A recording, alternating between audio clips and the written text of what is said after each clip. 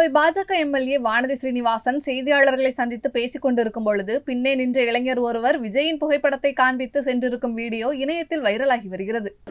மகாராஷ்டிராவிலும் ஜார்க்கண்ட்லயும் நிச்சயமாக பிஜேபி அரசு தான் அமைய போகிறது. சண்டிகர்ல நீங்க பிரச்சாரம் போட்டு போயிருக்கீங்க இல்லையா? ஹரியானாவுக்கு பிரச்சாரத்துக்கு போயிருக்கீங்க. இப்போ இது வயநாடு பை-எலெக்ஷன் நடக்குது. நேற்று பாலக்காடு இடைத்தேர்தல் பிரச்சாரம் போயிருக்கேன். வயநாடுக்கு 8ஆம் தேதி போறேன். அந்த மகளிர் அணி நிகழ்ச்சிகள் அங்க கலந்துக்கிறேன்.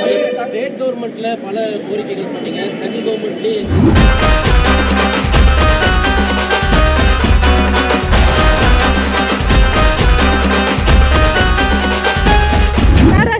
ஜார்க்கண்ட்லயும் நிச்சயமாக பிஜேபி அரசு தான் அமைய போகிறது.